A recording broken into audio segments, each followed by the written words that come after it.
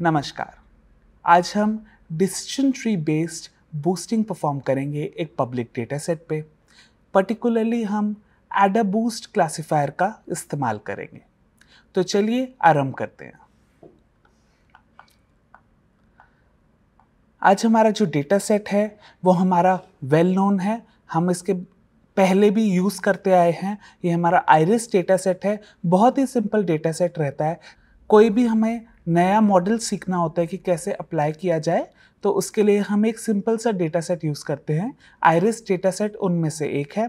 हमें पता है आइरिस डेटा सेट में हमारे पास sepal length, sepal width, petal length और पेटल विड्थ करके 4 फीचर्स होती हैं। उसके अलावा जो टारगेट वेरिएबल होता है उसमें 3 क्लासेस होती हैं जो हमें ये बताती हैं कि वो सैंपल किस क्लास का है।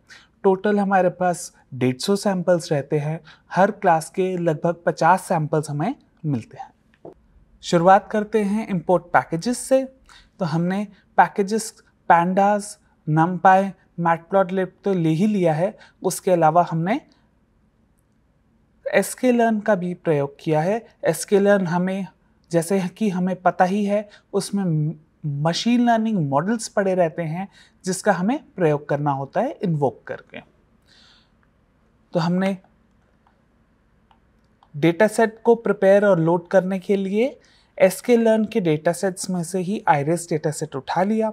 फिर उसको टारगेट वेरिएबल के साथ मिलाकर हमने सारी फीचर्स के साथ टारगेट वेरिएबल को प्रिंट करा लिया। फिर हमने उसकी शेप देख ली तो बिल्कुल 150 सैंपल्स हमें पड़े हैं, हर एक रो में एक सैंपल। उसके अलावा 5 हमें कॉलम्स दिख गए हैं। फिर इन्फो देखें तो हमें कोई भी नल वैल्यू नज़र नहीं आ रही है, जबकि जो हम sepal length, sepal width, petal length और पेटल विड्थ देख रहे हैं, जो हमारे चारों फीचर्स हैं, वो चारों फीचर्स ही फ्लोट वैल्यूज लिए हुए हैं, जबकि हमारा जो टारगेट वेरिएबल है उसकी वैल्यू इंट है। और ये भी देख पा रहे हैं हम कि हमारी कोई नल वैल्यू नहीं है। फिर हम फीचर्स और प्रेडिक्शंस को अलग कर लेते हैं हमेशा की तरह। फिर हम फीचर्स का हेड प्रिंट कर लेते हैं और प्रेडिक्शंस का भी हेड प्रिंट कर लेते हैं।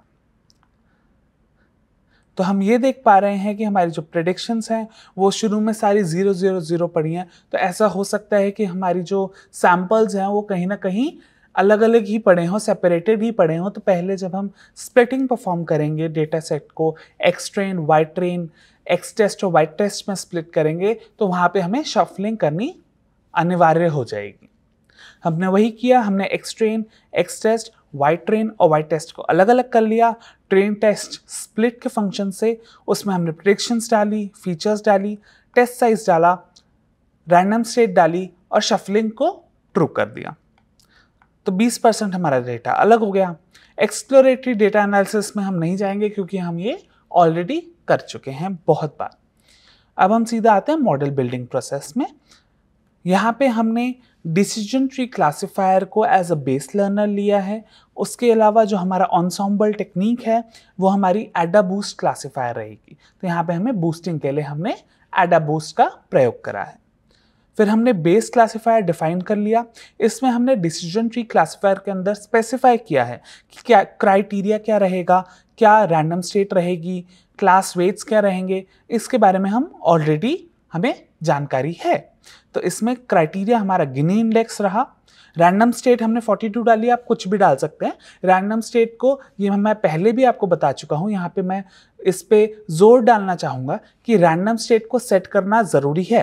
पर आप रैंडम स्टेट ज़रूरी नहीं है कि उसको 0 ही डिफाइन करना है या 42 ही डिफाइन करना है, जो कि एक तरीके से एक प्रोग्रामिंग में कुछ लोगों ने उसको स्टैंडर्ड बना लिया कि चलो ठीक है, रैंडम स्टेट जब भी हम बोलेंगे तो मुझे याद रखने की ज़रूरत ही नहीं है, मैं कहीं पे भी रैंडम स्टेट लगाऊंगा तो 42 लगा लूँगा। और जब भी कोई मुझसे पूछेगा, मुझे कहीं पे भी आगे भेजना होगा, तो मैं बोलूँगा कि हाँ मेरा कोड रिप्रोड्यूसिबल है और उसकी रैंडम स्टेट अगर मुझे याद नहीं भी रहे तो मुझे पता है कि मैंने तो 42 ही लगाई होगी।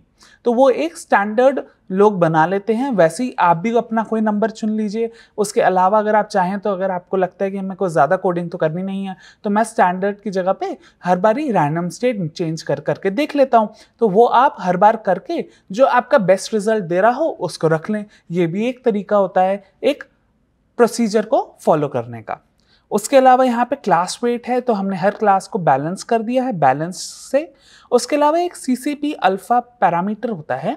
अगर ये पैरामीटर सेट नहीं होता तो इसका मतलब ये है कि हमारा जो डिसीजन ट्री है उसमें कोई प्रूनिंग परफॉर्म नहीं होगी बाय डिफॉल्ट। तो इस जो प्रूनिंग परफॉर्म होती है उसके लिए CCP अल्फा पैरामीटर को हमें सेट करना पड़ता है। उसके बारे में और जानकारी लेने के लिए कि CCP अल्फा प्रूनिंग कैसे परफॉर्म करता है, वो कैसे हेल्प करता है, इसके लिए मैंने 2 लिंक्स भी यहाँ पे डाल दिए हैं। मिनिमल कॉस्ट कॉम्प्लेक्सिटी प्रूनिंग करके एक एल्गोरिथम है जो आप डिसीजन ट्री में यूज़ कर सकते हैं प्रूनिंग के लिए, उसके बारे में कुछ जानकारी आपको यहाँ पे मिल जाएगी।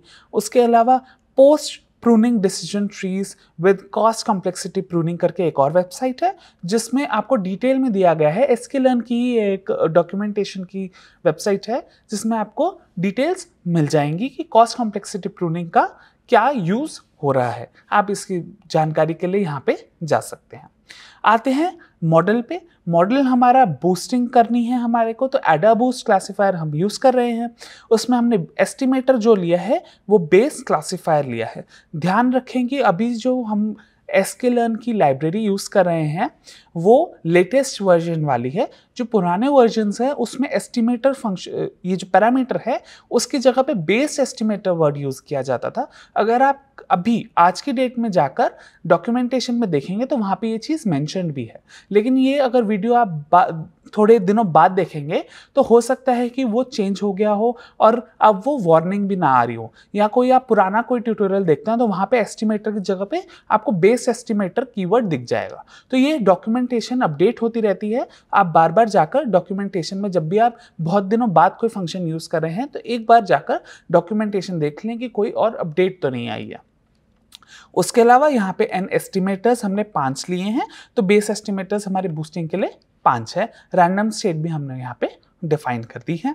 फिर मॉडल फिट करा हमेशा की तरह, फिर हमने ट्रेन की प्रिडिक्शंस ली और टेस्ट की प्रिडिक्शंस ली। रिजल्ट पे आते हैं तो हमने F1 स्कोर और कन्फ्यूजन मैट्रिक्स जो है उसको प्रिंट कर दिया है। यहाँ पे हमारा जो ट्रेन का F1 स्कोर है 0.98 आया है, जो कि काफ़ी अच्छा स्कोर है गिवन द फैक्ट कि हमारे पास प्रूनिंग भी हमने परफॉर्म करी है। उसके अलावा F1 स्कोर जो टेस्ट का है वो तो 1 ही आ गया है। एक रीज़न इसका ये हो सकता है कि जो हमारे ट्रेनिंग सैम्पल्स थे उसमें काफ़ी वेराइटी थी, जबकि हमारे जो टेस्ट सैंपल्स थे जो हमने शफलिंग के बाद निकाले वो हो सकता है कि इतने क्रूशियल ना रहे हों। उसकी हम कह सकते हैं कि जो डिस्ट्रीब्यूशन आई है वो काफ़ी सिंपल थी कि हमारे मॉडल ने हमारे इजीली उस चीज़ को जस्टिफाई कर लिया है और हमारा F1 स्कोर जो हो रहा है इस मॉडल के लिए 1 आ जा रहा है। अब इसी चीज़ को अगर आपको बेटर करना है या आप देखना चाहते हैं कि नहीं हमारा ट्रेनिंग हमेशा टेस्टिंग से इंट्यूशन वाइज बेटर आनी चाहिए, टेस्ट सैंपल्स जो होते हैं हमेशा मुश्किल वाले रहने चाहिए ताकि हमारा मॉडल में हमेशा स्कोप रहे कि हाँ हम और बेटर कर सकें।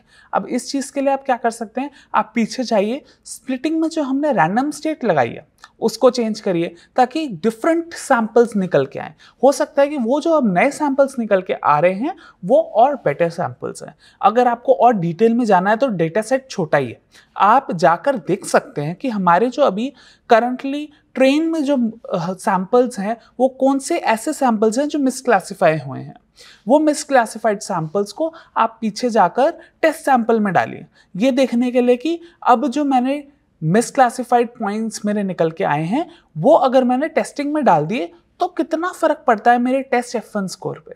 ऐसे ही आप छोटे डेटा सेट के लिए एटलीस्ट एक्सपेरिमेंटेशन करें और उस बेसिस पे आप जज कर सकते हैं कि आपका मॉडल कितना अच्छा परफॉर्म कर रहा है और आप मॉडल को और इम्प्रूव करके उसको ज़्यादा जनरलाइज्ड बना सकते हैं।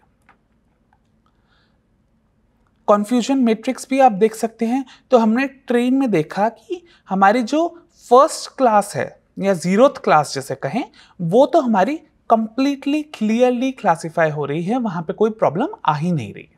प्रॉब्लम जो आ रही है हमारे ट्रेन डेटा सेट में वो आ रही है क्लास फर्स्ट के लिए और क्लास सेकंड के लिए। तो वो आप जज कर सकते हैं और उस बेसिस पे अपने डिसीजंस ले सकते हैं। और जबकि हम टेस्ट कन्फ्यूजन मैट्रिक्स की बात करें तो यहाँ पे हमारे को कोई मिसक्लासिफिकेशन देखने को मिल ही नहीं रही है।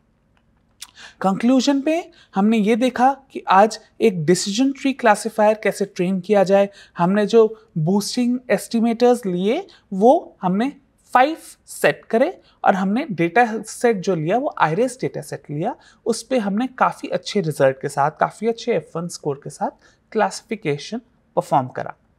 फिर हम ट्राई इट योरसेल्फ एक्सरसाइज भी देख लेते हैं। यहाँ पे हमने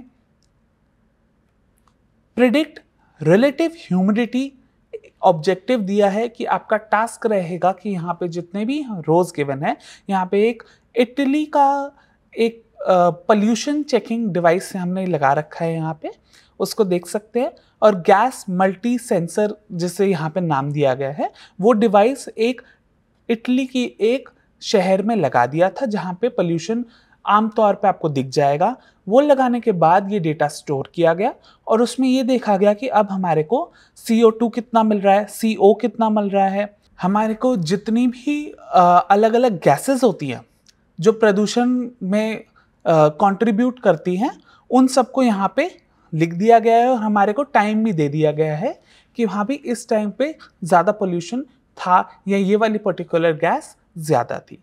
तो वही उसी चीज़ को सब आप स्टडी करके रिलेटिव ह्यूमिडिटी यहाँ पे निकालना है आपको। एक हिंट यहाँ पे ये है कि आप एडाबूस्ट रिग्रेसर का यूज़ कर सकते हैं। टास्क में हमने कुछ ऐसा स्पेसिफाई नहीं किया है कि आपको बूस्टिंग में कौन सा एस्टिमेटर यूज़ करना है, तो वो भी आपकी एक चॉइस हो सकती है। तो इसको लेने के बाद हमने इसको प्रिंट भी कर लिया है, ये आप देख सकते हैं। इसमें नल वैल्यूज हो सकती हैं, हो सकता है कि आपको कोई ना कोई कॉलम ही ड्रॉप करना पड़े, तो ये आप खुद जज करें और उसको डिसाइड करें। तो अंत में आज हमने एक decision tree based boosting classifier को ट्रेन कर लिया एक पब्लिक डेटा सेट पे। उसके अलावा हमने ये भी देखा कि पर्टिकुलरली एडाबूस्ट क्लासिफायर किस तरीके से प्रयोग किया जा सकता है। आज का ट्यूटोरियल यहीं समाप्त होता है। धन्यवाद।